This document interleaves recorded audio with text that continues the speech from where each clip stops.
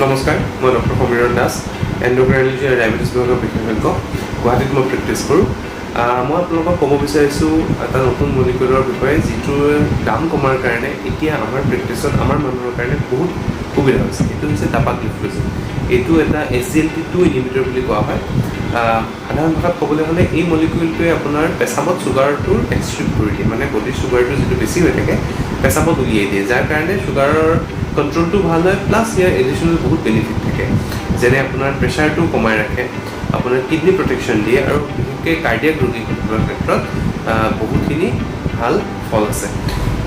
International ক্ষেত্ৰত বহুত data আছে দাপাগ্লিফ্ল'জিনৰ ফেভাৰত। CHF বুলি আছে, আপোনাৰ ডিক্লেয়াৰ টিমি ট্ৰায়েল আছে, গতিকে বহুত ধৰণৰ ডাঙৰ ডাঙৰ ট্ৰায়েল আছে এই মলিকুলটোৰ ওপৰত।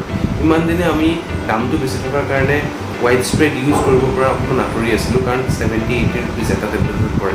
এতিয়া নতুন মলিকুল আমাৰ এই পেটেণ্টটো গুচি যোৱাৰ পৰা 10-12 টকা 15 টকাৰ ভিতৰত এই টেবলেটটো এভেইলেবল হৈছে, যিটো আমাৰ ডায়েবেটিক ৰোগীসকলৰ কাৰণে খুব ভাল কথা। বিশেষকৈ গ্ৰাম্যাঞ্চলৰ যিসকল ৰোগী আছে, যোনে এফৰ্ডেবিলিটি ইছ্যু যাৰ আছে, তেওঁলোকৰ ক্ষেত্ৰতো এই ঔষধটোৰ বেনিফিটটো এতিয়া আমি তেওঁলোকক দিব পাৰোঁ। গতিকে এই মলিকুলটো সম্পৰ্কে আপুনি মোক ক'ব লগা আছে। ধন্যবাদ।